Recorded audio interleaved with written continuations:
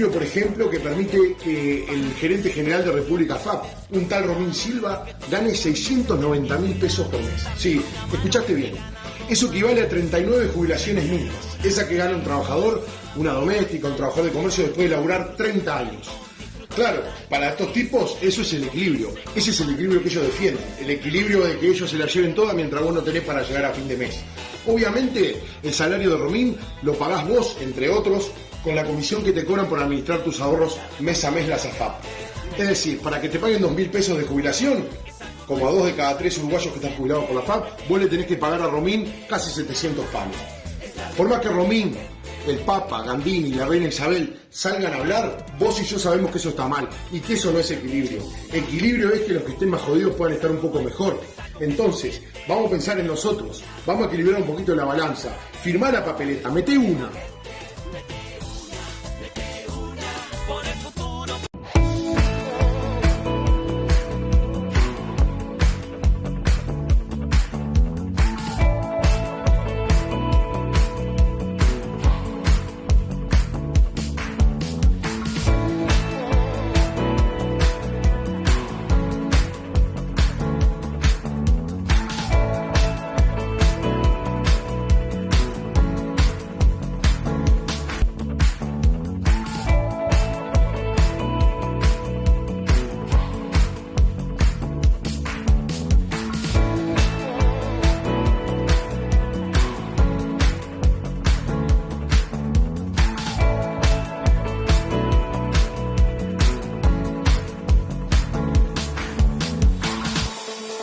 Son parte del sistema financiero, por lo tanto no juegan en beneficio de los trabajadores. En cambio el BPS sí, pagando subsidios de enfermedad, seguros de paro, prótesis.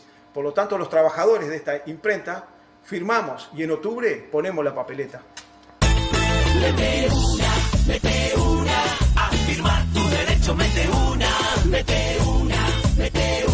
dale, es la reforma de la gente, para tener garantías cuando estés jubilado, y que tus aportes estén bien cuidados, darle una mano al que gana 2 mangos, mete una, y poder gozar la vida al jubilarte, disfrutar tu tiempo, disfrutar del arte, es un derecho que se comparte, dale, mete una, a firmar tu derecho, mete una, dale, es la reforma de la gente.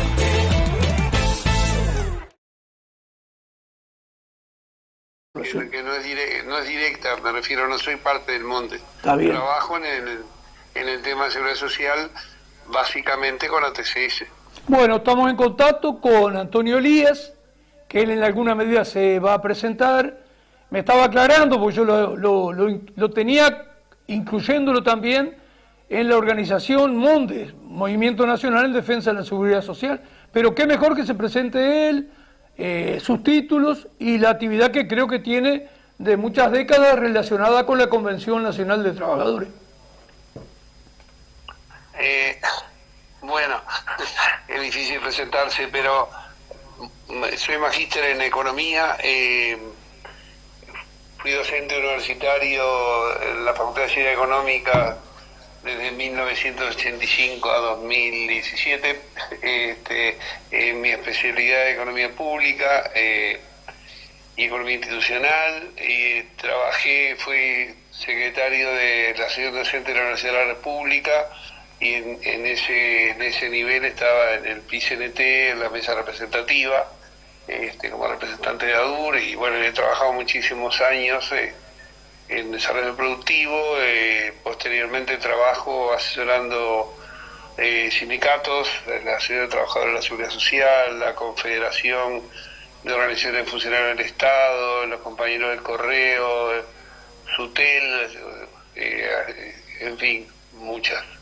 Y bueno, supongo que por ahí alcance, y estoy trabajando fuertemente en el tema de lograr que se apruebe el plebiscito que deroga las AFAP,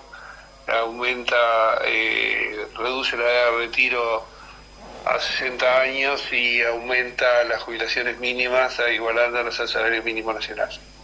Bueno, especial, quizá alrededor de cada un mes, ahí requiéramos su presencia, porque claro, el defecto que tiene este programa que es una sola vez a la semana.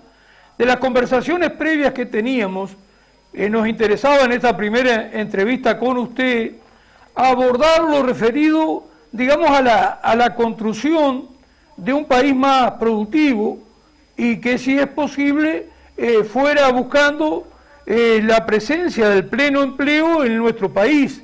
Y en ese aspecto habíamos empezado a conversar algo de la necesidad de diversificar la economía y, más que nada, poner valor agregado a muchas de las materias primas que hoy vendemos hacia el exterior. Y habíamos puesto uno de los ejemplos, pues iremos a otro más, y usted puede poner el que quiera. Habíamos hablado un poco por teléfono en lo referido a cómo se venden más de 2 millones de cueros vacunos todos los años, sin procesar, sin hacer marroquinería, sin hacer vestimenta y sin hacer calzado. ¿Qué opinión le merece esto y qué podríamos hablar sobre este tema para arrojarle luz a la audiencia de que esto con voluntad política es viable, que volvamos a tener miles de empleos, por ejemplo, en las curtiembres, entre otros? Bueno, ya en la conversación que teníamos previa, en la charla, yo había acotado algunas cosas sobre este punto, porque no es un tema solamente de voluntad política, que por supuesto se necesita la voluntad política, si no, no se puede hacer nada, sino que hay un conjunto de restricciones muy importantes para algo más amplio que lo del cuero, que es un proceso de industrialización de la economía uruguaya. Y entonces por ahí hay algunas restricciones que son estructurales, digamos, somos un país muy pequeño y todo lo que producimos, o sea, como industria, tiene una economía de escala reducidas. Pensemos en la producción de aceite de soja. Las aceiteras tienen tamaños muchísimo mayores internacionales que la que podríamos tener en Uruguay con la producción de aceite que hay. Pero en esencia hay un problema de economía de escala, hay un problema de mercado. O sea, lo que producimos para el mercado interno es muy limitado. Tenemos un problema de inserción internacional, digamos, hubo toda una expectativa de que el Mercosur iba a ser un espacio, nos iba a permitir tener un mercado ampliado, o sea, lo que produjéramos en Uruguay se iba a vender fácilmente y en forma directa en Argentina, en Brasil y en Paraguay, y que iban a venir inversiones extranjeras o nacionales, pero no importa, iban a venir inversiones importantes para poder producir para ese mercado enorme. Ahora, el tema que en Mercosur nunca funcionó en ese sentido, siempre los países grandes hicieron prevalecer sus intereses, y entonces cuando acá había algo que penetraba bien en sus países, que podíamos exportarle, han puesto trabas de todo tipo, o sea, no hay un libre comercio de ninguna manera. Entonces nadie con muchos recursos invierte para un mercado interno uruguayo. Entonces, antes de invertir en Uruguay, porque hablar de una industria es hablar de importantísimas inversiones. O sea, no es una mini empresa, no es una cooperativa, no. O sea, las grandes industrias requieren una inversión de capitales muy grande, pero el mercado nuestro es muy pequeño. Si alguien tiene una inversión de capital así, la vas a aplicar en San Pablo o en Buenos Aires, por decir, ciudades que tienen, San Pablo es 6 veces más grande que todo el Uruguay. Me permite una... Hay un problema de... Termino ya. Hay un problema estructural por el tamaño y muy fuerte de inserción internacional, que es muy difícil para Uruguay. Bueno, ya digamos, esperaba dejarlo desarrollar un poco más, pero no coincido para nada con usted porque la otra vez hablamos de otro tipo de cosas y yo sigo firme en eso que le hablé. Pero déjeme hacer las siguientes puntualizaciones. Antes de la década del 90, nosotros teníamos empleo industrial y la mayoría de nuestras industrias funcionaban a partir del mercado interno de nuestra población y era viable. Pero le explico algo más. El Mercosur, que hay que rechazarlo, así como fue planteado, es para el libre comercio. Y el libre comercio, la intención que tenía al crear una zona de libre comercio, era que las grandes corporaciones, instaladas fundamentalmente en Brasil desde la década de 1960, bueno, junto con la Argentina y sus grandes capitales transnacionales, en alguna medida pasaran a primar en la región. Y cuando tienen algún inconveniente con alguna industria muy competitiva, como puede ser la industria láctea nuestra o alguna más, bueno, tratan de sabotearlo, porque esa era la intención del Mercosur.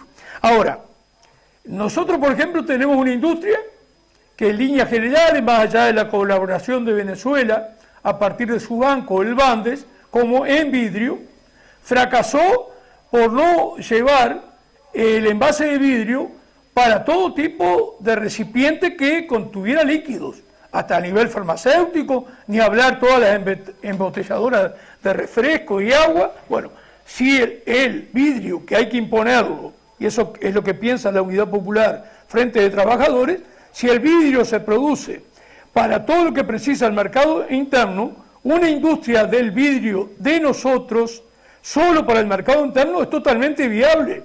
Incluso puede haber capitales privados, sean nacionales o de otro lado, porque las reglas de juego las tiene que imponer políticamente el gobierno de turno. En este caso nosotros estamos pensando en la Unidad Popular Frente de Trabajadores. La industria del vidrio es totalmente viable. Y le doy un ejemplo más, pero daría para hablar más, pero lo he invitado para una entrevista, aunque se hace con el criterio de justamente confrontar ideas. Acá teníamos 85.000 hectáreas sembradas de eucalipto en Colonia y teníamos papel de todo tipo y teníamos 4.500 empleos y dependíamos más que nada del consumo que se producía en los 3 millones y pico de uruguayos que tenemos. Es decir, esa industria, la industria del papel, inclusive con la producción desde el pequeño plantín, se hacía basado y respaldado por nuestro mercado interno. Mercado interno que es lo más grande que tiene cualquier país, es lo más grande que tiene cualquier país, porque es su población por la cual tenemos que velar y construir una sociedad que la contemple. Y yo sigo sosteniendo que es viable. Disculpe la interrupción, pero la vi necesaria, Elías. Bueno, a ver, en 1990 la División Internacional del Trabajo no es la misma que en estos años. La irrupción de China como un exportador de bienes industrializados, de grandes y pequeños, a costos bajísimos, hizo que América Latina en su conjunto pasara a ser fundamentalmente productor de materias primas, porque es muy difícil competir en un mercado con China sobre los bienes más cualquiera, lo que se vende de camisas, championes o lo que se les ocurra, tiene precios mucho más baratos. Entonces no se puede producir en un mercado competencia abierto, no se puede producir contra valores de importación muchísimo más bajos, que es uno de los problemas que hemos tenido durante mucho tiempo y que teníamos, por ejemplo, hace 2 meses con los precios con Argentina. Comprar en Argentina cualquier cosa era muchísimo más barato y la gente de la frontera con Argentina perdió una cantidad de capacidad de venta de las cosas más elementales, porque se compraban en precios absolutamente menores, menos de la mitad, a veces del 25% de lo que valía acá. Entonces, por eso decía que no es un tema solo de voluntad, y por supuesto que yo estoy totalmente de acuerdo que hay que tratar de avanzar hacia un país con una producción industrial, que no siga vendiendo materias primas sin valor agregado, un país que incorpore una serie de cosas, pero lo que quería marcar son las limitaciones, porque si el tema fuera solamente, bueno, quiero hacerlo y lo hago, es fácil, pero no estamos en los 90, estamos en el 2024, y la situación internacional es que el mundo está dividido, dos imperios clarísimos, por un lado China, por otro Estados Unidos, a nivel comercial es clarísimo, que están compitiendo y luchando por controlar nuestros países, por productos como el litio boliviano o el petróleo de aquí y de allá, y por el gas y por el agua, o sea, estamos en una situación internacional realmente en una crisis estructural del capitalismo que funciona en un proceso constante de concentración y centralización del capital, y digamos, la situación es muy compleja. O sea, a mí me encantaría poder decir, sí, estoy de acuerdo, vamos a hacer una cantidad de cosas, pero digamos, lo que entiendo, y bueno, por lo menos mi posición, es que los grandes imperios, en este caso digo China y digo Estados Unidos, lo que hacen es tratar de minimizar nuestras capacidades productivas, tratan de vendernos todo lo que producen, en el caso de Estados Unidos de alta tecnología, y controlar los recursos naturales nuestros. Entonces no es tan fácil. Por supuesto que es importante poder industrializar el cuero, y que sería muy bueno que hubiera funcionado en vidrio, etcétera, pero también las transnacionales venden todas sus bebidas en plástico. Sí, bueno, pero está seguro. Sí, pero eso de cajón, Elías, eso está en la tapa del libro. El industrial busca favorecer sus intereses. No, porque que no va a ser fácil, no va a ser fácil. Ahora, hay cosas que están en la tapa del libro, Elías.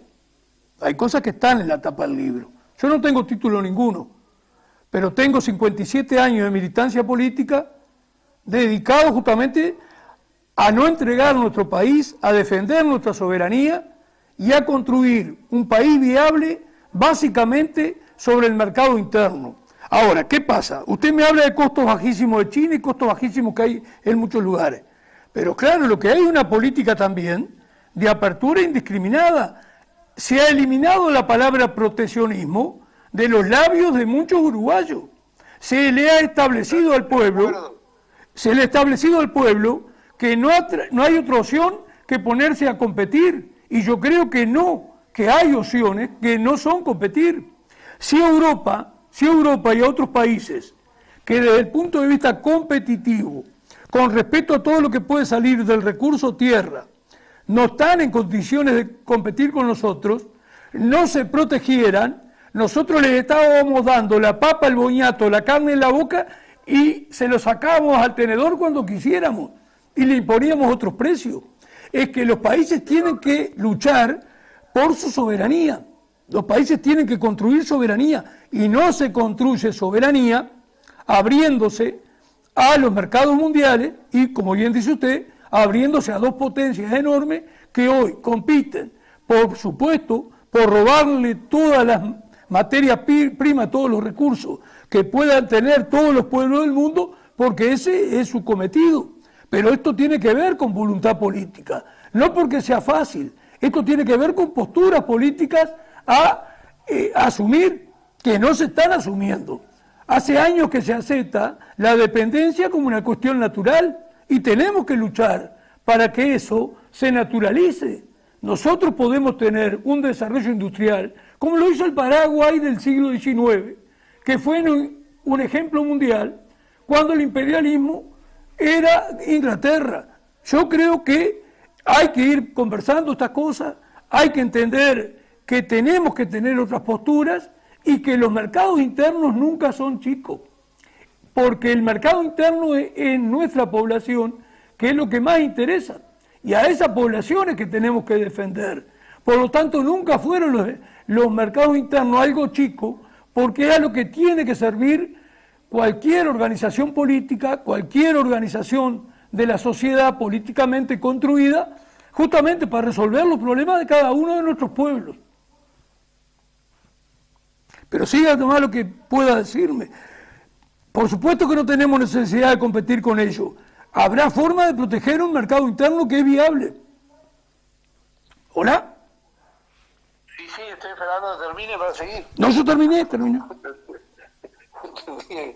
A ver, nadie discute que sería ideal y que tendríamos que tenerlo, pero la situación es que nuestro país ha estado sujeto a un fuerte proceso de extranjerización. Casi todas las grandes producciones que se exportan son propiedad extranjera. Ha habido toda una apertura de la economía gigantesca, y se han firmado una cantidad de acuerdos y algunos no se firmaron por el límite que le puso el Mercosur. Si no habría, en recuerdo 2006-2007 hubo una parte del Frente Amplio que impulsó un tratado de libre comercio con Estados Unidos. Allí se enfrentó, y ahí estamos, el movimiento sindical, sectores del propio Frente Amplio, el movimiento popular, la gente de FUBA, la gente de la FEU. Hubo una movilización muy fuerte y en un momento dado se paró el acuerdo de libre comercio con Estados Unidos, pero a ese nivel se estaba. Y cuando uno hace un acuerdo de libre comercio con una potencia o cualquier potencia que tenga mayor desarrollo que el propio, lo que hace es, el libre comercio hace que esos productos del otro van a entrar a precios muy baratos por la economía de escala y no se van a producir en el país. O sea, nuestra economía está muy abierta, tenemos problemas muy serios, pero el tema que yo quería aclarar a lo que decía usted, no es que yo estoy en contra de esos objetivos o que me parecen mal, todo lo contrario, me parecen muy bien, pero creo que es una responsabilidad para mí decir, eso tiene dificultades muy grandes en este contexto mundial de enfrentamiento, incluso militar, de situaciones muy tensas, de probable tercera guerra mundial, si esto sigue avanzando en el enfrentamiento entre Rusia y la OTAN. Estamos en una decisión muy compleja y sería muy fácil decir sí podemos hacer pocas cosas y habría que hacer todas las que se puedan, pero estamos en un contexto internacional donde, por ejemplo, en una época se decía el Mercosur nos va a servir porque somos todos progresistas, estaban los Kirchner en Argentina, Lula en Brasil, en Uruguay estaba Tabaré Vázquez o Mujica, y ahí estamos todos, fenómenos, pero ahora está, y no funcionó porque, como reconocimos hace un ratito, no funcionó ni con Argentina ni con Brasil en esos momentos. Ahora tenemos a Milei en Argentina, que no tiene la menor intención de nada, está totalmente a la derecha de la derecha. Entonces los espacios de desarrollo son muy limitados porque estamos en una situación muy compleja, lo cual no quiere decir que no esté totalmente de acuerdo que tenemos que avanzar en industrializar todo lo que se pueda, en exportar con la mayor cantidad de valor agregado posible todos los productos, porque no vamos a renunciar a nuestra producción agrícola, lo que tenemos que hacerla es enriquecerla en producción de materias primas, o sea, incorporando el valor agregado, vendiendo, en vez de vender fruta, vender dulce, en vez de vender lana, vender tejido, en vez de vender cuero, vender zapatos y portafolios y sacos y ropa, o sea, de que todas las cosas nos sirvan para ampliar la producción. El tema que estamos teniendo, que está pasando, es, por ahora, es cierto, y comparto, que no ha habido una voluntad política en el sentido, porque hubo una opción por la inversión extranjera como motor del desarrollo del país, y esa inversión extranjera en realidad no fue motor de desarrollo, ni siquiera de crecimiento, porque en realidad mucho no fue inversión, fue compra de estructuras ya instaladas. O sea, comprar un frigorífico que ya está funcionando no es aumentar la capacidad productiva del país, es simplemente cambiar el dueño. Entonces, hoy por hoy la mayor cantidad de la producción agrícola nuestra y la industrialización poca que tiene, por ejemplo, la carne, está en manos de capitales extranjeros. O sea, hay un proceso para lograr ese camino a un país con una capacidad de industrialización, de generación de empleo, de trabajo digno en el sentido que es digno para mí, de bueno, que tenga un salario, que tenga estabilidad y tenga un salario que permita un nivel de vida adecuado. No es digno en otros términos, ¿no? O sea, entonces, ese país estamos lejos porque se avanzó en otra dirección y estamos en un tema complejo, pero ante la pregunta concreta de qué se puede hacer, no puedo más que plantear para todos los oyentes y en la conversación con usted cuáles son los límites, dónde estamos parados ahora, y estamos mal parados. Ahora estamos mal parados en un mundo que avanza hacia la guerra, que avanza hacia la derecha, en un mundo de los organismos multilaterales como las Naciones Unidas y el Consejo de Seguridad tan pintados. O sea, veamos lo que pasa en la masacre, genocidio de Israel sobre Gaza, y no pasa nada. El bloqueo a Estados Unidos, a Cuba, donde las condiciones de vida cubanas son malísimas por ese bloqueo, y el bloqueo continúa y ya van más de 60 años. O sea, la situación y los gobiernos de derecha que aparecen por todos lados.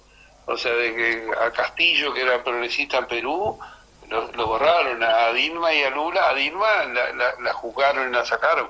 A Lula lo metieron preso. Al que estuvo en Paraguay, ¿se acuerdan que era un sacerdote? Ahora se me fue el nombre. Lugo, el Parlamento lo expulsó.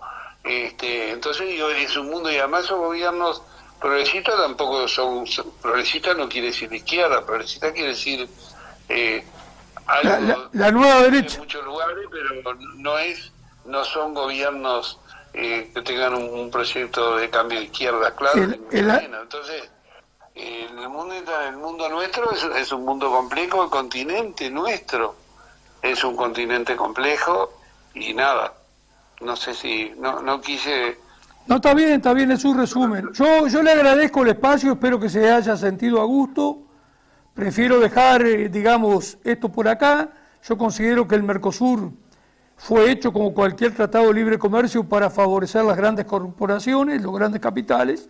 Ese es su objetivo y lo cumple. Y mientras tengamos partidos políticos que acepten los tratados de libre comercio, como país, como pueblo, como patria, estamos muertos. Para mí ha sido un placer, Elías.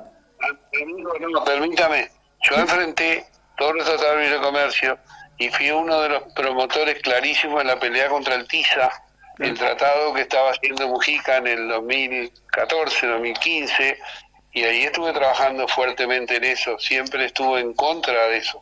No tengo nada que en esos temas, no me cabe nada, ningún punto, porque realmente di la batalla con los compañeros de la Red Economista de Izquierda del Uruguay, que trabajamos casi 8 años, sacamos 3 libros cuestionando todo ese proyecto. O sea que nada, era simplemente... No, esa es una labor muy importante de la Radio, que de repente otro día conversamos, que yo tengo los 3 libros, y hallo que ha sido un aporte invalorable que hicieron el conjunto de economistas, porque, para no tratar de nombrarlos, porque puedo olvidarme de alguno y sería realmente algo que no quiero hacer. Y ojalá la red de economistas de izquierda estuviera en este momento en plena actividad, cosa que lamentablemente no es así. No quise, pero simplemente yo creo que el Mercosur, desde que se creó, no tenía ninguna intención de resolver la soberanía de los 4 países originalmente integrantes del mismo. Eso daría para conversar mucho, pero lo dejamos para otra oportunidad. Votó en contra. El único que votó en contra fue Elías Artú. Sí, y yo voté en contra también. Bueno, usted era diputado. No, yo no era nada, pero fui de la gente que en ese momento participó en el Congreso del Frente, incluso expuse, contrario a firmar ese tratado de libre comercio, porque es una zona de libre tránsito, que eso invalida Eso hace inviable la construcción de una industria nacional. Dejamos para otro día, Elías, porque en algunas cosas estamos de acuerdo, en otras hay matices, pero esto es lo que nos importa, es a la audiencia que le llegamos, que esto sea de interés para ellos, y en ese aspecto le agradezco su participación. Para nada, gracias a ustedes. Un abrazo a todos los compañeros. Gracias. Bueno, Homero, iríamos hacia el segundo comercial, respetando ahí el tema de que en el segundo comercial, primero el Partido Humanista, pero después pasame los 3 videos referidos contra la SAFAP, y después recién irían las casas, y después iría el carrito de Pedro. Bueno, esta es la lista 1969, ese es el logo del Partido Humanista, y bueno, esta lista usted es lo que nosotros pretendemos que nos acompañe en octubre de este año. Tenemos que tener representantes de la Unidad Popular para ir planteando cosas como las que recién acabamos de conversar. El Mercosur no ha servido porque no fue construido para fortalecer la potenciación de los pueblos. No fue para potenciar la industria de cada uno de nuestros países. No, todo lo contrario. Fue para que circularan libremente las mercaderías producidas por corporaciones transnacionales, es decir, por empresas extranjeras que ya estaban instaladas desde la década del 60, tanto en Brasil como Argentina. Y por supuesto, los capitales de gran porte tienden justamente a vender cada vez mayor cantidad de mercadería. Y para ello es que crean instrumentos como el Mercosur, un lugar donde los bienes, la mercadería, los capitales puedan circular libremente. Entonces, producían en Brasil, pero tenían la pretensión, ese capital industrial, por ejemplo, que estaba en determinada rama del proceso industrial, venderle a los 4 países del Mercosur. Si estaba instalada una gran corporación transnacional extranjera en Argentina, la misma intención. Ya no vender solo dentro del mercado argentino, sino vender dentro del mercado Mercosur. Esas no son las alianzas, esos no son los acuerdos que precisa nuestro país, desde la visión que tenemos como Unidad Popular Frente de Trabajadores. Nosotros tenemos que comercializar con todo el mundo, de acuerdo a nuestros intereses, pero nosotros, antes que nada, tenemos que defender una industria nacional que le dé pleno empleo a nuestro país para que al estar la población viviendo dignamente no crezca el asistencialismo ni todos los aspectos delincuenciales que trae la pérdida del empleo, la pobreza, la miseria, la marginalidad.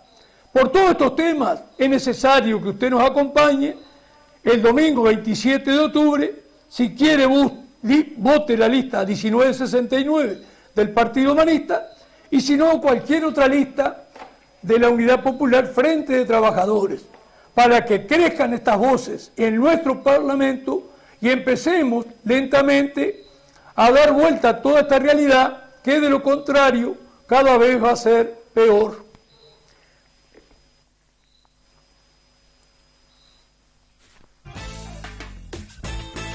Hola, ¿cómo va? Hoy vamos a hablar de equilibrio. Ese equilibrio que le preocupa tanto a técnicos y políticos que están saliendo a hablar, a meter miedo, porque si triunfa la iniciativa de plebiscito que estamos impulsando los trabajadores, vamos a provocar un serio desequilibrio fiscal. Entonces, ¿de qué equilibrio están hablando? Ese equilibrio, por ejemplo, que permite que el gerente general de República FAP, un tal Romín Silva, gane 690.000 pesos por mes. Sí, escuchaste bien. Eso equivale a 39 jubilaciones mínimas. Esa que gana un trabajador, una doméstica, un trabajador de comercio después de laburar 30 años. Claro, para estos tipos eso es el equilibrio. Ese es el equilibrio que ellos defienden. El equilibrio de que ellos se la lleven toda mientras vos no tenés para llegar a fin de mes. Obviamente, el salario de Romín lo pagás vos, entre otros, con la comisión que te cobran por administrar tus ahorros mes a mes la SAFAP. Es decir, para que te paguen 2.000 pesos de jubilación, como a 2 de cada 3 uruguayos que están jubilados por la FAP, vos le tenés que pagar a Romín casi 700 palos. Por más que Romín el Papa, Gandini y la reina Isabel salgan a hablar, vos y yo sabemos que eso está mal y que eso no es equilibrio. Equilibrio es que los que estén más jodidos puedan estar un poco mejor. Entonces, vamos a pensar en nosotros, vamos a equilibrar un poquito la balanza. Firmá la papeleta, meté una. AFAP son parte del sistema financiero, por lo tanto no juegan en beneficio de los trabajadores. En cambio, el BPS, sí, pagando subsidios de enfermedad, seguros de paro, prótesis. Por lo tanto, los trabajadores de esta imprenta firmamos y en octubre ponemos la papeleta. Mete una, a firmar tu derecho, mete una, dale, es la reforma de la gente.